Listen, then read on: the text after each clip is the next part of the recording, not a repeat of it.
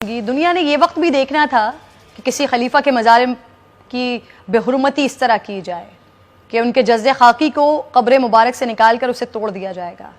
جس کسی نے بھی یہ کام کیا ہے جہنم کی آگ سے یقیناً اس کے سینے جلائے جائیں گے، اور ایسے لوگوں کو تو انسان کہنا بھی انسانیت کی توہین ہے۔ ایسے لوگوں کو ہر حال میں پکڑا جائے، ان کو سزا بھی اسی حساب سے ہونی چاہیے جیسا انہوں نے عمل کیا ہے۔ آج سے 2 روز پہلے شام کے صوبے ادلب میں دہشت گرد گروپ نے خلیفہ حضرت عمر بن عبدالعزیز رضی اللہ تعالیٰ عنہ کے مزار پر حملہ کر کے مزار میں دفن تمام افراد کے جزِ خاکی کو نکال کر اپنے ساتھ لے گئے۔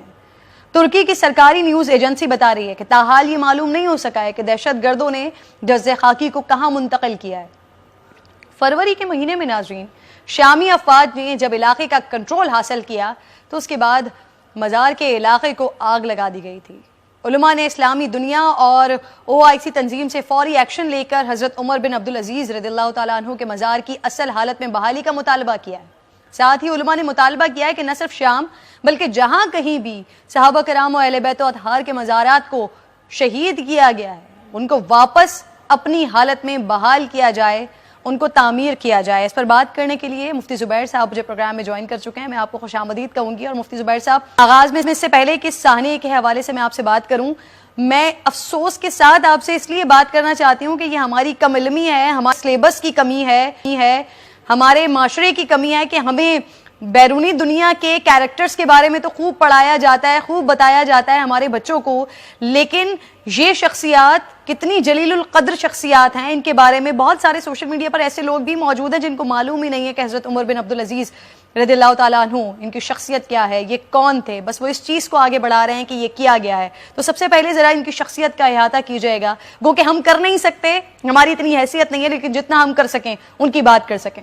مفتی صاحب جی، گزارش یہ ہے کہ حضرت عمر بن عبدالعزیز رحمۃ اللہ علیہ وہ جلیل القدر اور عظیم الشان خلیفہ عادل گزرے ہیں، جن کے بارے میں کئی مورخین اور کئی محدثین نے لکھا کہ عمرین نے اسلام کو 4 چاند لگا دیے۔ عمرین سے مراد 2 عمر، ایک حضرت عمر بن خطاب رضی اللہ تعالیٰ عنہ خلیفہ دوم، اور پھر آگے چل کر کے حضرت عمر بن عبدالعزیز رحمۃ اللہ علیہ کے بارے میں ان کو یہ کہا گیا۔ آپ کو معلوم ہے کہ 4 خلفائے راشدین مشہور ہیں، لیکن پوری دنیا اسلام نے ان خلفائے راشدین کے طرز خلافت پر ایک اور خلیفے کو بھی خلیفہ راشد قرار دیا اور ان کو جا کر کے خلیفہ خامس قرار دیا۔ وہ شخصیت حضرت عمر بن عبدالعزیز رحمۃ اللہ تعالی علیہ ہیں۔ آپ اندازہ لگائیے کہ علامہ ابن خلدون نے ان کے بارے میں لکھا ہے کہ فنزع الی طریقۃ الخلفاء الاربعہ والصحابہ جہدہ، یہ عمر بن عبدالعزیز خلفائے راشدین اور صحابہ کے طریقے پر رہے۔ صرف 2.5 سال کی مدت خلافت ہے، لیکن آپ حیران ہوں گی کہ 2.5 سالہ مدت خلافت میں پوری دنیا خیر و برکت سے بھر گئی، ظلم و تشدد کا خاتمہ ہو گیا، رعایا اتنی پرسکون ہو گئی کہ انہی کے بارے میں یہ جملہ مشہور ہے کہ ان کی سلطنت اور حکومت میں شیر اور بکری ایک گھاٹ پر پانی پینے لگے۔ 1 سال جب انہوں نے حکومت کی ہے تو 1 سالہ مدت خلافت کے اندر ان کی پوری سلطنت میں کوئی شخص زکوٰۃ اور صدقہ وصول کرنے والا ڈھونڈنے سے بھی نہیں ملتا تھا۔ علامہ ابن جوزی رحمۃ اللہ علیہ جیسے اعلیٰ درجے کے ولی اور صوفی بزرگ نے مستقل کتاب لکھی ہے سیرت عمر بن عبدالعزیز پر۔ آپ نے حضرت حسن بصری کا نام سنا ہوگا، انہوں نے فرمایا امت محمدیہ کو شاذ و نادر ہی ایسی جامع شخصیات نصیب ہوتی ہیں۔ سیدہ فاطمہ بنت حسین رضی اللہ تعالیٰ عنہ فرماتی ہیں اگر ہمارے لیے عمر بن عبدالعزیز ہی باقی رہتے تو پھر ہمیں دنیا میں کسی اور چیز کی ضرورت نہ تھی۔ امام باقر رحمۃ اللہ علیہ نے فرمایا عمر بن عبدالعزیز مجموعہ شرفاء ہیں، آپ قیامت کے دن پوری ایک نیک صالح قوم کے طور پر ابھر کر پوری ایک قوم بن کر کے آئیں گے۔ حفاظت حدیث، علماء کی قدر دانی، سخاوت، حتیٰ کہ آپ ان کی سخاوت کے بارے میں مشہور شعر ہے کل یوم کانہ یوم الضحیٰ عند عبدالعزیز و یوم فطر، ہر دن ان کے سامنے بقرہ عید اور عید الفطر کا دن ہوتا تھا، یہ اتنی سخاوت کیا کرتے تھے۔ نسب کے اعتبار سے حضرت عمر بن خطاب رضی اللہ تعالیٰ عنہ خلیفہ دوم حضرت عمر بن عبدالعزیز کے پر نانا ہوتے ہیں، کیونکہ حضرت عمر رضی اللہ تعالیٰ عنہ کے صاحبزادے حضرت عاصم یہ حضرت عمر بن عبدالعزیز کے نانا ہیں۔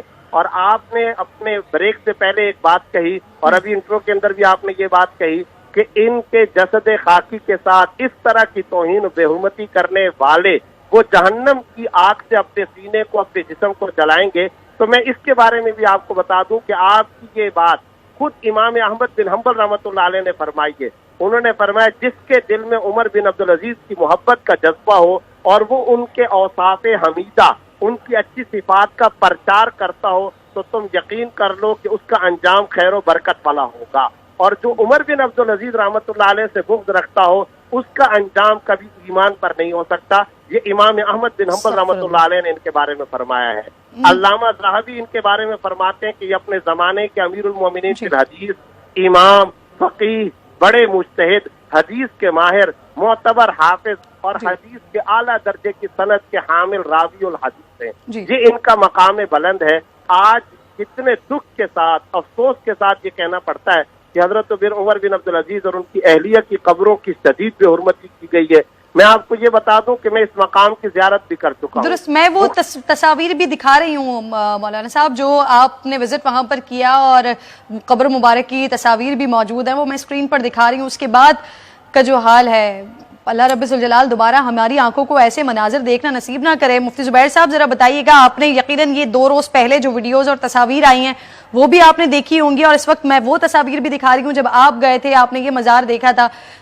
علماء کرام کی جانب سے مطالبہ کیا جا رہا ہے، OIC سے مطالبہ کیا جا رہا ہے، آپ تمام لوگ کیا کہہ رہے ہیں، اور آپ کو لگتا ہے کہ ان مطالبات پر کچھ عمل درآمد بھی ہوگا؟ دیکھیں، سب سے پہلی بات تو یہ کہ میں انتہائی شدید الفاظ کے اندر ان کی مذمت کرنا چاہتا ہوں. اب مختلف میتوں کو جلانے کی بھی نعوذ باللہ ثم نعوذ باللہ ویڈیوز آ رہی ہیں. انسانیت سے آ رہی یہ جنونی لوگ کون ہیں؟ یہ صفات درندے ہیں کون؟ انسان بس درندہ نہ بنے. جب انسان درندہ بن جاتا ہے تو پھر وہ درندوں سے بھی آگے نکل جاتا ہے. میں یہاں ایک بات بڑی اہمیت کے ساتھ کہنا چاہتا ہوں. اس واقعے کو آج دوسرا، تیسرا، چوتھا دن ہے. پاکستان جو اسلام کا قلعہ ہے، اس کی وزارت خارجہ کہاں ہے؟ کیوں وزارت خارجہ کی طرف سے ابھی تک مذمتی بیان نہیں آیا؟ OIC سے ہمارا مطالبہ ابھی تک کیوں نہیں کیا گیا؟ کیوں نہیں مسلم فورم، متعلقہ فورم، عالمی برادری کو اس طرح متوجہ کیا گیا؟ ساری کی ساری دنیا کی پوری مسلم انسانیت کے دل آج اس ناپاک جسارت پر زخمی ہیں. اور میں آپ کو بتاؤں، وہاں شام کے اندر سرزمین انبیاء خون سے تو رنگین تھی، لیکن اب ان پاک روحوں، پاک ہستیوں اور ان پاک ہستیوں کے مزارات کی بھی اس طرح کی توہین اور بے حرمتی، یہ مناظر ہماری آنکھوں نے دیکھنے سے ہمارا پہلا مطالبہ یہ ہے، برائے کرم ایسے تمام صفات درندے جنونی لوگوں کا کھوج بھی لگایا جائے. اور دیکھیں یہ عالمی ورثہ ہوتا ہے. اور میں ساتھ ساتھ بہن کرن آپ کو یہ بھی کہنا چاہتا ہوں، عمر بن عبدالعزیز رحمۃ اللہ علیہ جیسا تابعی، بزرگ، محدث، ولی اللہ، ارے قبرستان کے بارے میں کہا جاتا ہے وہاں کسی کا اختلاف نہیں ہوتا. قبرستان سناٹے کی جگہ ہوتی ہے. خدا کی قسم وہ کافر لوگ جن کو میں برا سمجھتا ہوں، اگر میں بھی قبرستان کے اندر جاؤں گا تو میں کسی کافر اور غیر مسلم کی بھی قبر کو کبھی نہیں اکھاڑوں گا. تلک امت قد خلت لہا ما کسبت ولکم ما کسبتم. یہ لوگ گزر چکے، اپنے اللہ کے پاس پہنچ چکے. ایسے بھیانک ہولناک کردار ادا کرنے والے درندوں کو باقاعدہ کٹہرے میں لانا چاہیے. مسلم عالمی برادری کو حرکت میں آنا چاہیے، پاکستان کی وزارت خارجہ کو حرکت میں آنا چاہیے، عرب لیگ کو حرکت میں آنا چاہیے. OIC مفتی صاحب ہماری جو تعلیمات ہیں بحیثیت مسلمان تو ہم تو میت کے لیے بھی بڑا ادب احترام ہے، جو شخص مردہ ہے اس کے لیے بڑا احترام ہے. اور یہ جن کی ہم بات کر رہے ہیں یہ بڑی جلیل القدر شخصیات ہیں کہ جن کے ساتھ یہ کیا گیا ہے. تو ان لوگوں کو، جن لوگوں نے یہ کیا ہے، ان کو ہم کسی صورت انسان تو نہیں کہہ سکتے. ہم شاید ان کو درندہ کہنا بھی درندگی کی بھی توہین ہوگی، مجھے لگتا ہے. بالکل ایسا ہی ہے. میں نے پہلے عرض کیا درندوں سے آگے نکلے ہوئے لوگ ہیں. اور پھر حضرت عمر بن عبدالعزیز رحمۃ اللہ علیہ تمام مسالک، تمام مکاتب فکر، تمام اسکول آف تھاٹ کی متحدہ متفقہ شخصیت ہیں. اتنا بڑا ولی اللہ، امت مسلمہ کی آنکھیں، گردنیں ان کے احسانات تلے جھکی ہوئی ہیں. اور میں ساتھ میں ایک نقطہ اور بھی ذکر کرنا چاہتا ہوں. ہمارے پاکستان میں بہت سارے مزارات کے گدی نشین مخدوم حضرات ہوتے ہیں. وہ اس ظلم اور سفاکیت اور بربریت پر کیوں خاموش ہیں؟ کیوں اس عظیم مزار کی توہین پر وہ بات کیوں نہیں کر رہے؟ لہٰذا میری گزارش ہے، عرب لیگ، OIC، پاکستانی وزارت خارجہ فوری طور پر حرکت میں آئے. یہ عالمی ورثہ ہوتا ہے، امت مسلمہ کی عالمی وراثت، عالمی متروکہ چیزیں ہیں. ان تاریخی عالمی اسلامی ورثے کی اثر نو تعمیر ہونی چاہیے. اس طرح کے بھیانک درندوں کا وہاں سے خاتمہ ہونا چاہیے.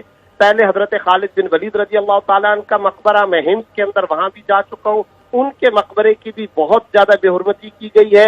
اب خطرہ ہے کہ سوق حمیدیہ دمشق کے اندر حضرت امیر معاویہ رضی اللہ تعالیٰ عنہ کی قبر مبارک ہے، کہیں ان کی توہین نہ ہو۔ تازہ خبر یہ مل رہی ہے کہ جامع اموی کے قریب صلاح الدین ایوبی رحمۃ اللہ علیہ کی قبر مبارک ہے، ان کی توہین کا بھی شدید خطرہ ہے۔ یہ سرزمین انبیاء ہے، سرزمین اولیاء و صحابہ کرام ہے، ان کے مزارات کی اس طرح توہین ناقابل برداشت ہے۔ ایسی ناپاک جسارت کی سخت ترین سرکوبی